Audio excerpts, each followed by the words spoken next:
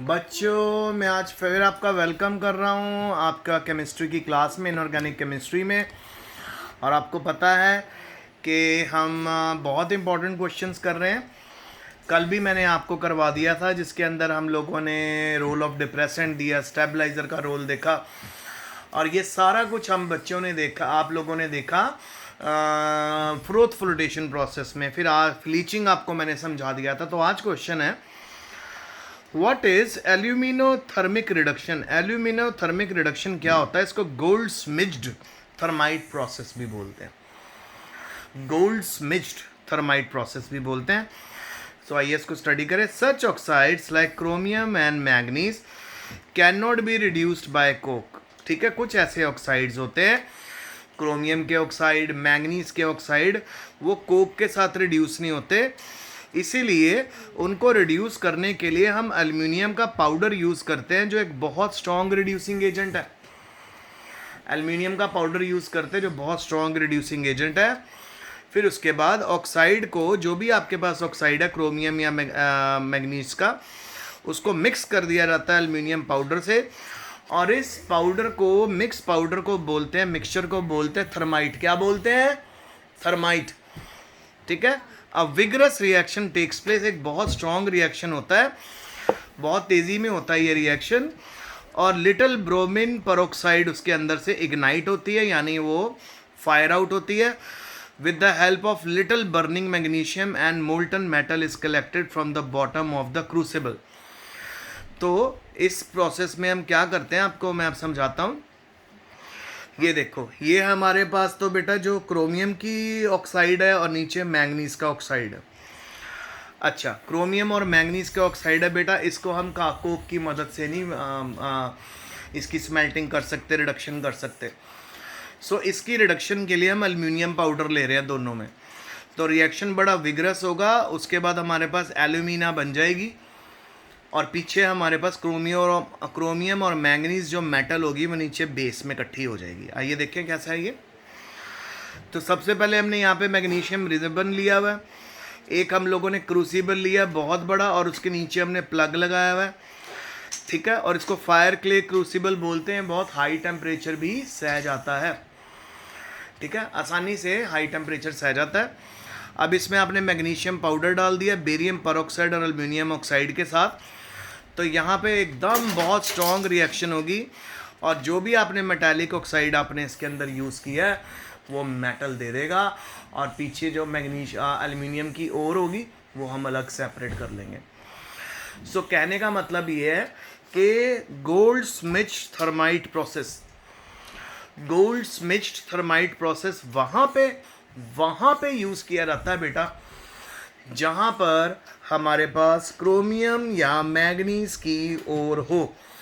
क्योंकि क्रोमियम और मैग्नीज के ऑक्साइड को रिड्यूस करने की पावर कार्बन के पास यानी कोक के पास नहीं है। यानी कोक के साथ हम इनको रिड्यूस नहीं कर सकते।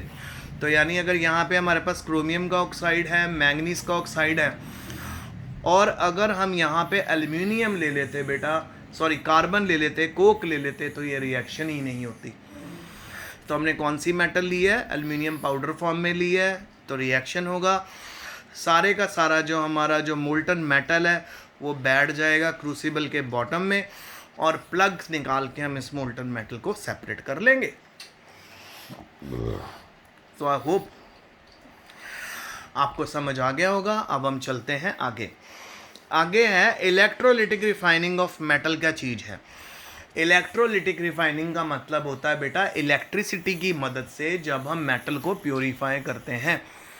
With the help of electricity जब हम किसी भी मेटल को प्योरीफाई करते हैं उसको इलेक्ट्रोलिटिक रिफाइनिंग बोलते हैं। सो सिंपल सा प्रोसेस है। इसको मैंने आपको +1 में भी करवाया हुआ है, अगर आपको याद हो तो बेटा। +1 में मैंने आपको बहुत अच्छे से समझाया था।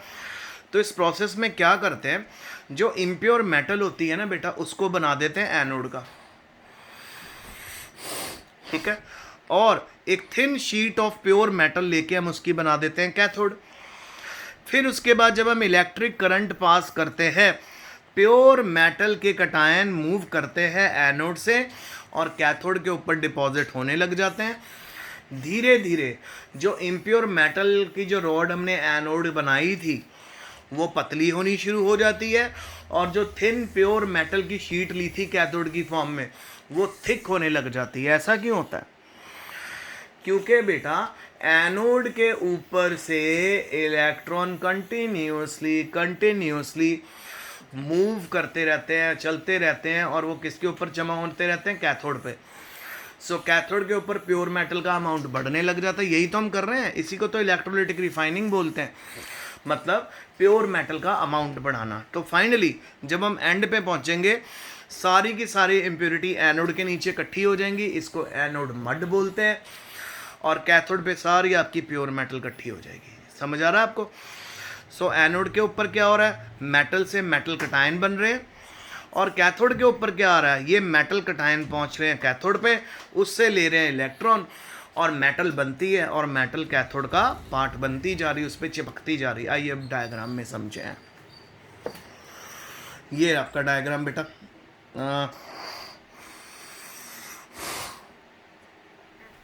इस डायग्राम को आप ध्यान से देखो। हमारे पास यहाँ पे एक बड़ा कंटेनर यानी बीकर है।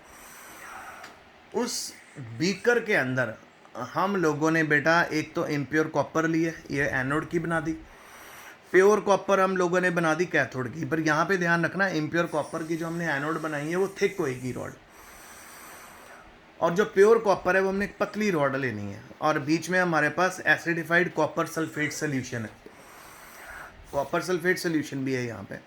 सो क्या करना हम लोगों ने, हमने सिंपल इनको अटैच कर देना बैटरी से। जब इलेक्ट्रिसिटी हम पास करेंगे सो इम्प्योर कॉपर से क्या बनने शुरू हो जाएंगे? कटायन रिलीज करेगी ये। सो जितने भी ये कटायन रिलीज करेगी वो सारे कटायन पहुंच जाएंगे कैथोड के ऊपर। अब कैथोड में जब वो पहुंचेंगे, कैथोड पे तो एक्सेस ऑफ इलेक्ट्रॉन होता है, ये सारे कटायन कैथोड से इलेक्ट्रॉन लेते रहेंगे और उसके ऊपर चिपकते रहेंगे। फाइनली जो हमारी कैथोड है ना बेटा, जो हमारी कैथोड है वो थिक बननी होनी शुरू हो जाएगी, और जो हमारी एनोड है वो थिन हो जाएगी। और यहाँ पे आप नोटिस कर रहे हो उन्होंने लिखा mud containing gold and silver.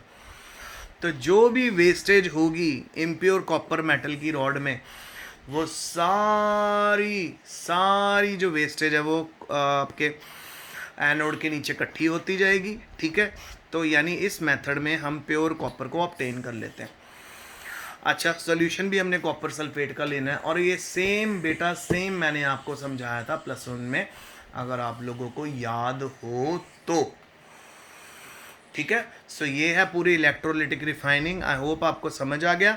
अब इस मेथड से जो भी आपको मेटल मिलती है बेटा, उस मेटल की प्योरिटी बहुत ज़्यादा होती है, वो बहुत ज़्यादा प्योर मेटल होती है। और इस मेथड से जो हम मेटल को रिफ़ाइन कर सकते हैं, रिफ़ाइन का मतलब और ज़्यादा उसका हम कह सकते हैं कि हम अच्छी क्वालिटी ऑब्टेन कर सकते हैं, वो मेटल है। कॉपर भी इस मेथड से कर सकते हो, silver, tin, lead etcetera. So copper, silver, tin, lead वगैरह जितनी भी मेटल हैं हम इलेक्ट्रोलाइटिक रिफाइनिंग से उनको और ज़्यादा प्योरीफाई कर सकते हैं। ओके बेटा, नेक्स्ट क्वेश्चन आ गया हमारा, लिक्वेशन और डिस्टिलेशन के बारे में बताइए। लिक्वेशन एंड डिस्टिलेशन के बारे में बताइए। लिक्वेशन के बारे में पढ़ते हैं। Metals which are easily fusible like tin, bismuth etcetera are purified by liquation. The impure metal is generally heated on the sloping hearth or reverberatory furnace. The pure metal melts, flows down the sloping hearth and it is collected. The impurity are left behind. तो liquation वो method होता है जिसके अंदर हम एक slanting, बाबा एरन जो जल्दी मामा को बुला के ला। ठीक है, सो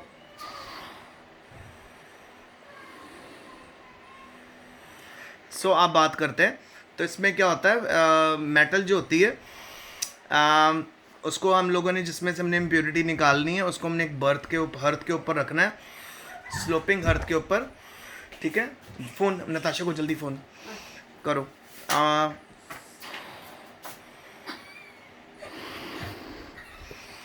ठीक है। सो यहाँ पे जो मेटल होती है वो बेटा मेल्ट होने लग जाती है और ये मोल्टन मेटल धीरे धीरे नीचे इकट्ठी हो जाती है और इम्प्योरिटीज़ पीछे बच जाती हैं। तो ये है हमारी लिक्वेशन। अब जरा डिस्टिलेशन के बारे में बात करें। Metals with low boiling point such as mercury and zinc can be purified by repeated distillation. जिन मेटल का लो बॉइलिंग पॉइंट होता है जैसे मर्करी और जिंक का, उनको हम सेपरेट कर सकते हैं डिस्टिलेशन से। तो सिंपल सी बात है बेटा, अगर हम मर्करी और जिंक को कंपेयर करो तो मर्करी जल्दी मेल्ट हो जाएगी। उसके वेपर्स हम इकट्ठे कर लेते हैं, वो अलग हो जाता है। The pure metal distil over the impurity are left behind. तो यानी कि डिस्टिलेशन वो मेथड होता है जिसके अंदर बेटा हम प्योर मेटल के वेपर्स में कन्वर्ट करके उसको इम्प्योरिटी से अलग कर लेते हैं। इम्प्योरिटी पीछे रह जाती है और प्योर मेटल के वेपर जो है जब हम उनको ठंडा करेंगे तो आपको प्योर मेटल मिल जाएगी। फिर बेटा बहुत इंपॉर्टेंट आज का लेक्चर है, वो है जी व्हाट आर मॉन्ड प्रोसेस और वैन आर्कल प्रोसेस क्या है। सो आपको बताना चाहूँगा मॉन्ड प्रोसेस और वैन आर्कल प्रोसेस के बारे में। सबसे पहले जो मॉन्ड प्रोसेस होता है इसमें जी सिंपल दोनों प्रोसेस मैं आपको दिखा रहा हूँ बेटा, ध्यान से देख लो। मॉन्ड प्रोसेस में निकल को प्योरीफाई करते हैं और वैन आर्कल प्रोसेस में जिंक को प्योरीफाई करते हैं। ठीक है। तो मॉन्ड प्रोसेस में आपने इम्प्योर मेटल निकल जो है उसको कार्बन मोनोऑक्साइड से रिएक्ट करना है 330 टेम्परेचर पे। आपके पास निकल कार्बोनाइल बन गया। आप कार्बन मोनोऑक्साइड चलेगी मेटल में, आप उसको और हाई टेम्परेचर पे हीट करो। सो ऑब्वियसली कार्बन मोनोऑक्साइड बाहर आएगी। पर जब कार्बन मोनोऑक्साइड बाहर आएगी बेटा तो अपने साथ सारे इम्प्योरिटीज़ ले आएगी और पीछे आपके पास प्योर मेटल बचेगी। अब आइए वैन आर्कल मेथड को समझें। इस प्रोसेस में हम यूजुअली जिरकोनियम और टाइटेनियम को हीट करते हैं आयोडीन वेपर के साथ। आयोडीन वेपर चले जाएंगे जिरकोनियम में तो ZrI4 वेपर्स बन गए। इसको फर्दर आप बहुत ज़्यादा हाई टेम्परेचर पे हीट करोगे। जब आप इसको हाई टेम्परेचर पे हीट करोगे टंगस्टन फिलामेंट के अंडर तो आपके पास प्योर जिरकोनियम बन जाएगी और आपके पास जो वेपर्स निकले हैं आयोडीन के वो अपने साथ इम्प्योरिटीज़ ले जाएंगे। सो बच्चों आज का मेरा लेक्चर ख़त्म हो गया और आज का ये चैप्टर भी ख़त्म हो गया। ये बहुत छोटा चैप्टर था। सून मैं अब आपके साथ या तो फिजिकल केमिस्ट्री या इनऑर्गेनिक केमिस्ट्री का नेक्स्ट चैप्टर शुरू करूँगा, F and D block elements. ठीक है। सो कल ही नया चैप्टर हमारा शुरू हो जाएगा। सो प्लीज़ आज ये जो हमारा लेक्चर है इसको बहुत अच्छे से आपने स्टडी करना है। कोई भी पॉइंट अगर आपको पूछना हो you can ask me, I am always available. ठीक है। उसके बाद मैं आपको बस यही कहना चाहता हूँ आपने बहुत मेहनत से पढ़ना बेटा, क्योंकि नई बोर्ड्स की गाइडलाइंस भी जल्दी आने वाली हैं तो हमें पढ़ाई बिल्कुल नहीं मिस करनी क्योंकि हमारी बोर्ड क्लास है। सो मेक श्योर कि आप रेगुलर पढ़ें, सारे चीज़ों को अच्छे से रिवाइज़ करें और बहुत जल्द हम स्कूल में मिलने वाले हैं। अगस्त में भी हमारा स्कूल स्टार्ट हो जाएगा। So you have to be ready and you have to participate equally with me in the studies. Okay. And if you have any difficulty you can ask me. तो ये कौन सा चैप्टर था? ये chapter था हमारा 6 general principle and process of isolation of elements. और इस चैप्टर में हम लोगों ने वो सारे मेथड करे जिन मेथड से हम मेटल को प्योरीफाई करते हैं। और मैंने आपको एडवांस में बता दिया था कि जो मेटल्स होती हैं वो हमेशा प्योर फॉर्म में नहीं मिलती, उनमें इम्प्योरिटीज़ होती हैं क्योंकि वो इलेक्ट्रो पॉजिटिव होती है, वो इलेक्ट्रॉन लूज़ कर लेती है और वो इलेक्ट्रॉन को दूसरे इम्प्योरिटी गेन करके उनके साथ आयनिक बॉन्ड बना लेती हैं। कुछ मेटल आपको थोड़ी अच्छी फॉर्म में मिलती हैं प्योर फॉर्म में, जैसे फ्री स्टेट में, जैसे सिल्वर, गोल्ड, कॉपर, निकल। सो बेटा आज का लेक्चर ख़त्म हो गया। Stay safe, stay home, study hard. Lecture और आज का चैप्टर भी ख़त्म हो गया। तो कल नया चैप्टर शुरू करेंगे।